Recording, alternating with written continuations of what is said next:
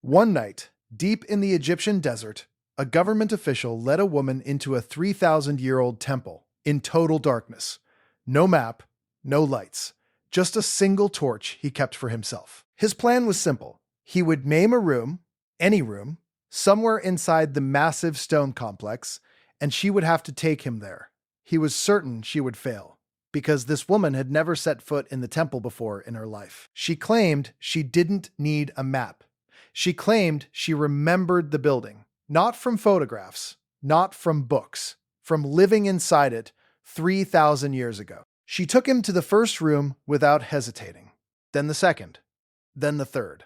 She walked through pitch-black corridors like she was walking through her own house, turning before the turns came, stopping exactly where doorways opened. He named a fourth location. She found it. A fifth, a sixth. 6 attempts to catch her in the dark, and 6 times she led him straight to the spot. At that point, nothing about the temple's interior layout had even been published. There was nothing to memorize, nothing to study. And the man giving the test wasn't some gullible tourist. He was the chief inspector of Egypt's own Department of Antiquities, the person whose entire job was protecting these monuments from frauds. But here's what makes this story genuinely disturbing.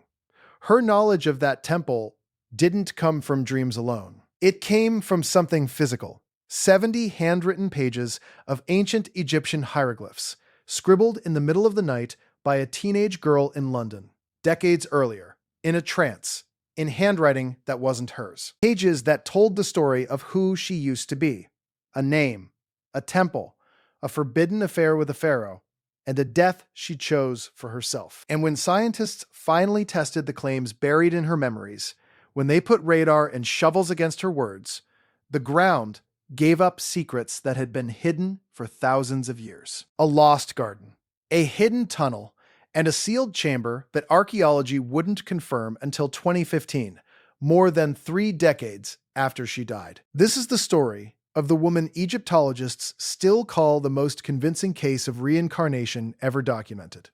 And to understand how she knew too much, you have to go back to the day she died the first time.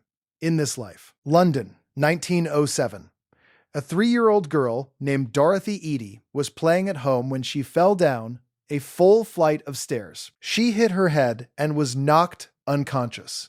When her parents found her at the bottom, she wasn't breathing. They called a doctor, who rushed to the house, examined the little girl, and delivered the sentence, "No parent survives hearing." There was nothing he could do. Dorothy was dead. Her mother broke down, the doctor left, and about an hour later he returned carrying Dorothy's death certificate and began gently discussing arrangements for the body. And that's when they heard it.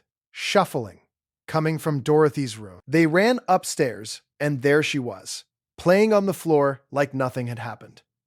The doctor examined her again and found no sign of injury, no explanation. He said it appeared as if Dorothy had come back from the dead. After the fall, everything changed.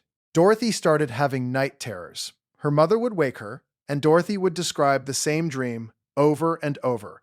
A huge building with towering columns, surrounded by trees and green gardens. And every single time, she said the same 4 words: "I want to go home." When her mother told her she was home, Dorothy would become frustrated, then depressed.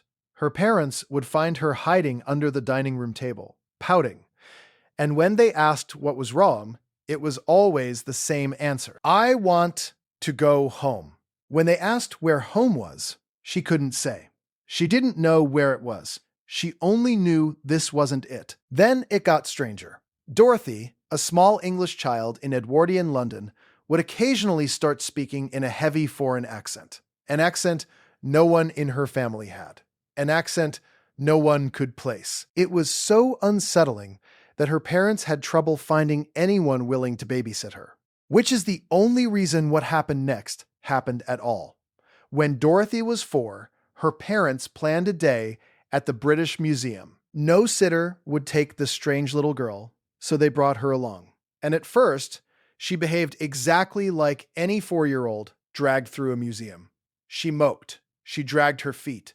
She was bored out of her mind until they reached the Egyptian exhibit. The moment Dorothy saw the Egyptian statues, she tore her hand out of her mother's grip and ran wildly through the halls. Her parents chased her and found her going from statue to statue, kissing their feet and yelling at the other visitors for wearing shoes in the presence of gods. A 4-year-old scolding grown adults for violating the temple etiquette of a religion that had been dead for over 1,000 years. Her mother was mortified, but then Dorothy suddenly stopped. She went completely silent. They found her frozen in front of a glass case, staring at the face of an Egyptian mummy. Her mother picked her up to leave, and Dorothy got upset. And then, in a voice her parents described as sounding like an old woman, this 4-year-old English girl said, "These are my people." It took her parents hours to drag her out of the building. From that day on, whenever the family had free time, they went back to the Egyptian exhibit. It was the only place on Earth where Dorothy seemed happy, the only place she felt at peace. Now, most children say strange things. Most children have imaginary worlds. But here's where Dorothy's case breaks the pattern. And it's a pattern worth knowing because it shows up in thousands of documented cases around the world. When children report memories of a previous life, those memories almost always begin around age 2 or 3 and fade completely by age 5. The window closes. The child forgets. Dorothy's window never closed. Her memories didn't fade as she got older. They got sharper. When she was 7, her father bought her a children's encyclopedia about ancient Egypt. Dorothy spent hours hunched over the hieroglyphics with a magnifying glass. Her mother asked what she was doing, and Dorothy gave an answer that should be impossible for a 7-year-old. She didn't say, "I'm trying to learn." She said, "I'm trying to remember." And then came the photograph. While flipping through a science magazine, Dorothy came across a picture of a temple built for the pharaoh Seti I, the father of Ramses the Great, in a place called Abydos. She stared at it, confused. She asked her mother where all the trees were. Where were the green gardens? Her mother looked at the photo of a ruin standing in bare desert and asked her daughter, "What is this place?" And Dorothy smiled the biggest smile of her entire life, pointed at the Temple of Seti in Abydos, and said, "Mama, this is my home." The columned building from her dreams, the one she'd been begging to return to since she was 3. It was real. It was standing in the Egyptian desert, and she had just found its address. But remember what she asked. Where are the gardens? The photo showed sand. Dead, empty sand. No archaeologist had ever found gardens at the Temple of Seti. Hold on to that detail, because decades later, that throwaway question from a 7-year-old would be put to the test with shovels. And it's only the first of 3 predictions this woman made about buried places no living person had ever seen. The second was a hidden tunnel. The third was a sealed chamber inside the most famous tomb on Earth, a chamber science wouldn't detect until 2015. All 3 are coming, but first, you need to know who she used to be. Because Dorothy was about to find out, and the answer arrived in the middle of the night, in her own hand, in a language she had never been taught to write. As a teenager, Dorothy practically lived at the British Museum. She spent so much time in the Egyptian galleries that she caught the attention of one of the most famous Egyptologists alive, Sir E.A. Wallace Budge, the museum's keeper of Egyptian antiquities. Budge took an interest in the strange, obsessed girl and began teaching her to read hieroglyphics. And what he discovered unsettled even him. She picked it up quickly. Not gifted student quickly, freakishly quickly. Almost like the language was already in her, and he was just reminding her of it. Her openness about all of this made her a target.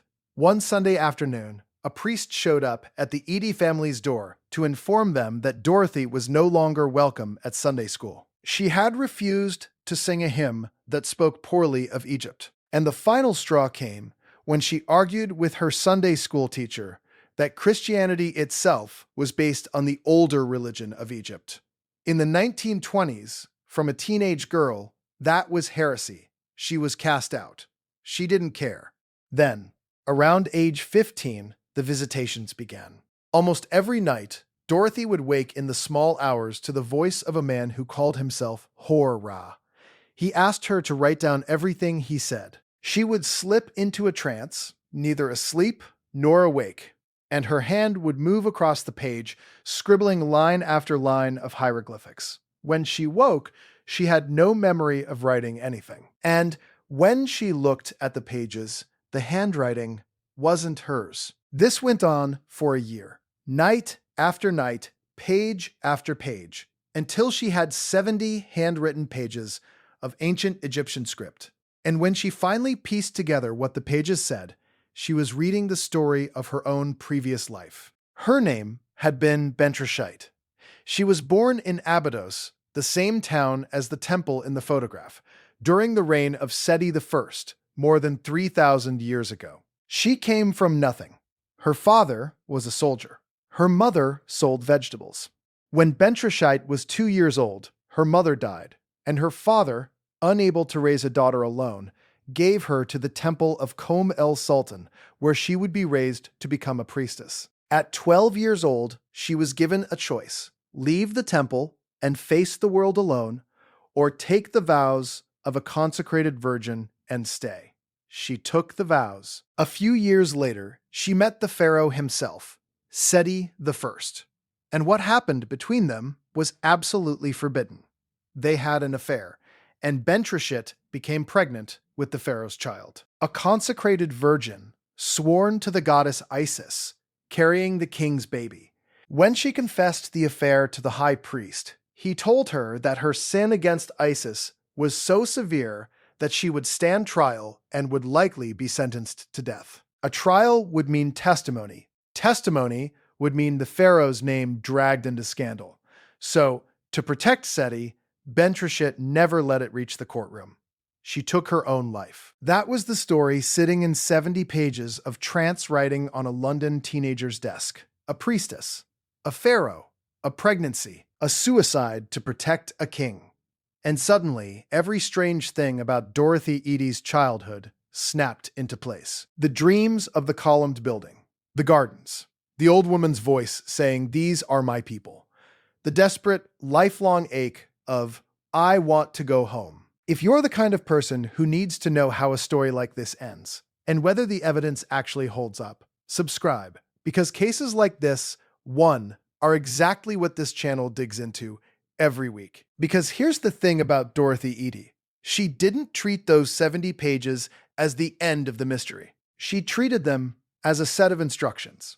If Bentreshyt was real, then Abydos was home, and Dorothy was going to get there or die trying. Again, her way in came through work. In 1931, a position opened in London writing for an Egyptian public relations magazine, and Dorothy took it. This was a delicate era. Egypt had been declared officially independent from the United Kingdom in 1922.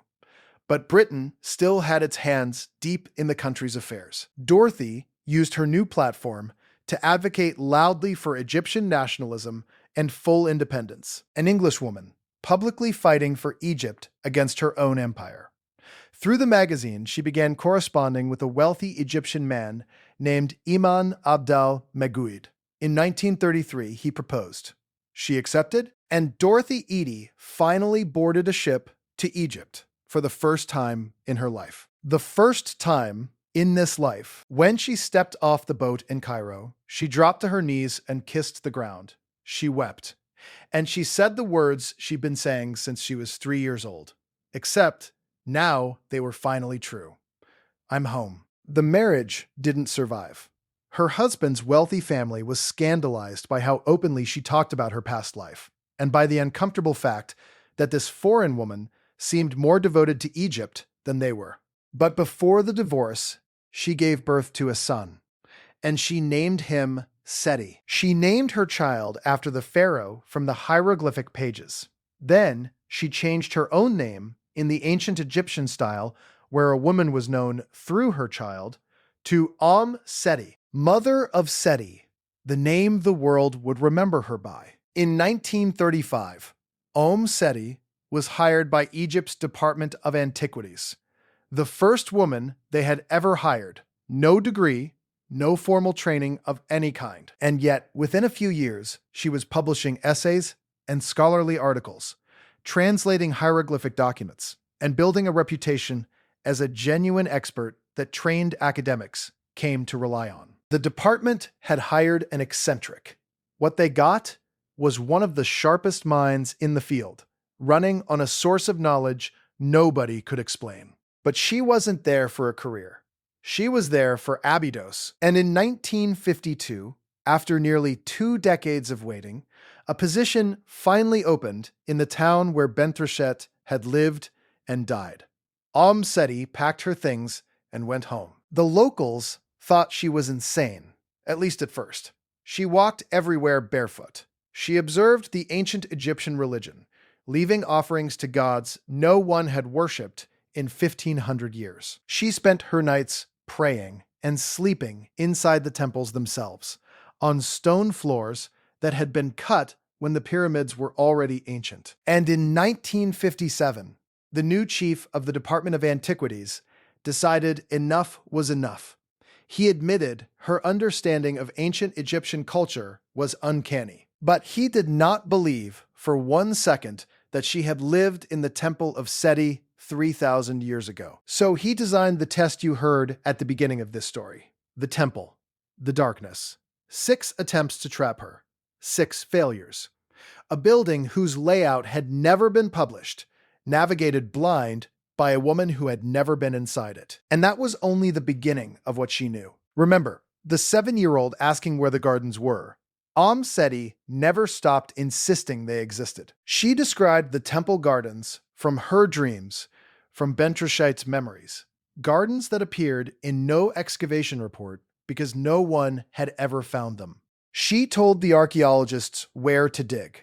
They dug. And under the sand, exactly where she pointed, they found the remains of the gardens of the Temple of Seti. The trees and green spaces a 3-year-old in London had been dreaming about for half a century were real, and they were precisely where she said they'd be. Then she did it again.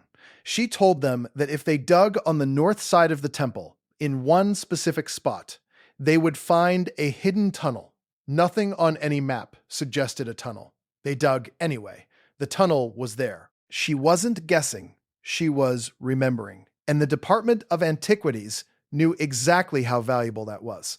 In 1964, she turned 60, the mandatory retirement age under Egyptian law. They refused to let her go. The first woman they ever hired became the woman they legally couldn't afford to lose, and she was granted special permission to keep working. Egyptologists admitted openly that they could not explain how she made discovery after discovery simply by remembering.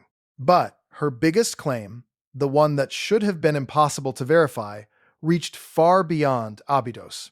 In 1972, Omm Sety stated that the lost tomb of Queen Nefertiti was hidden underneath the tomb of her stepson, Tutankhamun. Think about how reckless that sounds.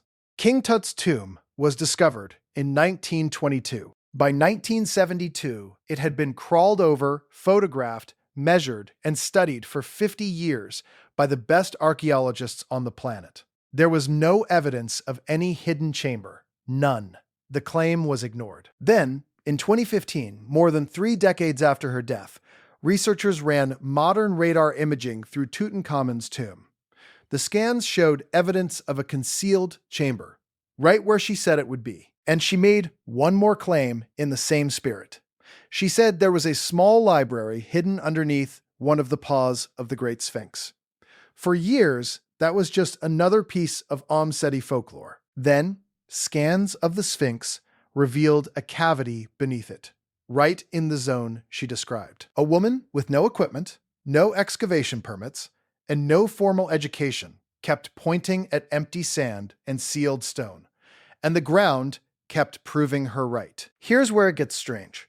Because Dorothy Eady is not an isolated case. She's the most extreme example of a phenomenon that has been documented thousands of times. And the other cases follow the same unsettling script. England, 1957. Two sisters, Joanna and Jacqueline Pollock, 11 and 6 years old, were killed when a car lost control and jumped the curb. A year later, their mother Florence gave birth to twin girls, Julian and Jennifer, identical twins. Except identical twins should have identical bodies, and these didn't. Jennifer was born with a birthmark on her waist that matched a birthmark Jacqueline had before she died. She also had a mark on her forehead matching the scar Jacqueline had carried. Around age 2, the twins began asking for toys that had belonged to their dead sisters, toys they had never seen. And they would panic at moving cars, screaming that the car was coming to get them. Then there's the American case. During the Battle of Iwo Jima, fighter pilot James Hostin Jr. was shot down by the Japanese and died in his cockpit on March 3rd, 1945. Over 50 years later, a 2-year-old boy named James Leininger began having relentless nightmares about being a fighter pilot, crashing into the ocean and dying. Shown photographs, the toddler named the type of aircraft Huston flew. He named the aircraft carrier Huston served on. He named other men who served alongside him. 2 years old. Every detail was checked. Every detail was verified as true. And one more, maybe the most staggering of all. A 4-year-old boy in Oklahoma named Ryan Hammonds began pretending to direct movies and told his mother he used to be a man who lived in Hollywood. His parents were devout Christians. They did not believe in reincarnation, and they did not want this. But Ryan kept saying things like, "I used to be somebody else. I used to be big, and now I'm little, and I hate it." He cried when the Hollywood sign appeared on television, saying that was his home. He described meeting Rita Hayworth, vacations in Paris, working at an agency where people changed their names. Then, one day his mother brought home a book about old Hollywood, and Ryan pointed at a photograph and said, "That's George. We did a picture together, and that guy is me. They found me." The man in the photo was Marty Martin, a Hollywood agent. Who knew Rita Hayworth? Who vacationed in Paris? Who ran an agency where people changed their names? Ryan knew Marty had danced on Broadway. He knew how many sisters Marty had. How many children? He even said his old house was on a street with the word rock in it. Marty Martin lived on Roxbury Drive. In total, Marty's own family confirmed 55 separate facts that a 4-year-old got right about a dead man he had no way of knowing existed. Not similar details. Not lucky guesses. 55 verified facts. And in almost every one of these cases, the memories arrive around age 2 and vanish by age 5, like a door quietly closing. Dorothy Eady's door never closed. Hers swung wider every year for 70 years, and it produced discoveries that are now part of the official archaeological record. This isn't as fringe as it sounds either. Around 30% of Americans believe in reincarnation, including almost a quarter of American Christians. And for roughly 2 billion people across Hinduism, Buddhism, Sikhism, and other Eastern traditions, reincarnation isn't a paranormal curiosity. It's the basic architecture of existence. Tibetan Buddhism has built an entire institution on it. The Dalai Lama is held to be the reincarnation of Pema Dorje, the first Dalai Lama, who died in 1474. When a Dalai Lama dies, senior monks launch an elaborate search for his next incarnation, consulting oracles, interpreting visions, reading signs, even monitoring the direction of the smoke from his cremation as a clue to where the rebirth will occur. The current Dalai Lama, born in 1935 and counted as the 14th incarnation, was found at age 2 after a senior monk saw his village and his house in a vision. The boy, then named Lamo Thondup, was tested the same way Omm Sety would later be tested in that dark temple. He was presented with objects and asked to identify which ones had belonged to the previous Dalai Lama. He picked out the ritual drum, he picked out the walking stick, he passed. Now, does all of this prove that Dorothy Eady was a 3,000-year-old priestess reborn in a London townhouse? Probably not. And if we're being honest with this story, we have to sit with the other explanation, because it exists. and it's serious. Skeptics point out that while Omm Sety identified tombs, tunnels, gardens, and hidden rooms with unnerving accuracy, she also got plenty of things wrong. Her hit rate was remarkable, not perfect. And there's a medical theory that accounts for a disturbing amount of her story.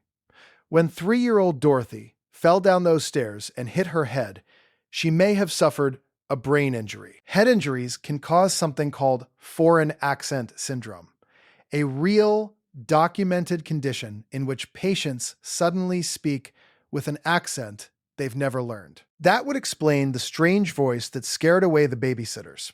The same injury, skeptics argue, could have triggered obsessive-compulsive disorder with ancient Egypt as the fixation. And a child who becomes pathologically obsessed with one subject at age 3 or 4, who spends every free hour for decades inside the British Museum, who is personally tutored in hieroglyphics by Wallace Budge himself, could plausibly become one of the most knowledgeable people alive on that subject through nothing but raw, compulsive immersion. We also know, as a matter of record, that Dorothy Eady was institutionalized multiple times for mental health issues.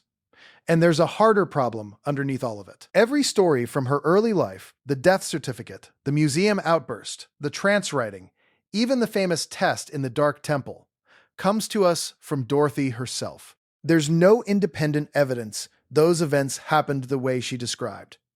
At some point, we are simply taking her word. But that explanation has a problem. Obsession explains knowledge. It does not explain the gardens. It does not explain the tunnel on the north side. It does not explain a 1972 claim about a hidden chamber in Tutankhamun's tomb being confirmed by radar in 2015, 34 years after she was buried. Even the famous Egyptologists of her era, men who were openly hostile to anything mystical, went on record saying her knowledge of ancient Egypt went beyond intuition. Their word was uncanny. They stopped short of saying reincarnation. They just couldn't offer anything better. And not one of them denies what she contributed.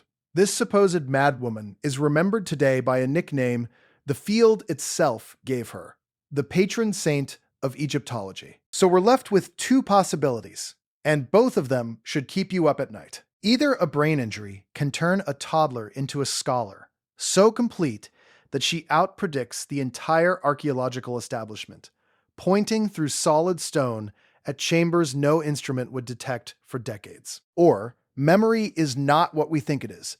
It doesn't die with the brain that made it. It travels. And if that's true, it means our history is missing a chapter, because it means the ancient Egyptians, who spent their entire civilization preparing for the journey after death, who built the largest monuments on Earth as machines for the soul, weren't being superstitious. They were being practical. It means somewhere in the ground at Abydos, there may still be sealed rooms that only one person ever knew about. And she took the map with her. She always said Bentreshyt's story was recorded in the temple. Maybe her own is too. Omm Sety lived out her final years in Abydos, walking distance from the Temple of Seti, the building she had called home since she was 3 years old and 6,000 kilometers away. She died in 1981, as close to the gardens as she could get. The temple is still standing. The chamber behind Tutankhamun's walls is still sealed. The cavity beneath the Sphinx has never been opened. And somewhere out there, right now, there may be a small child waking up in the night, describing a green garden in the desert, telling her confused parents the only thing she knows for certain: I want to go home. If stories like this are your thing, the next investigation is on your screen right now. Watch it before it watches you.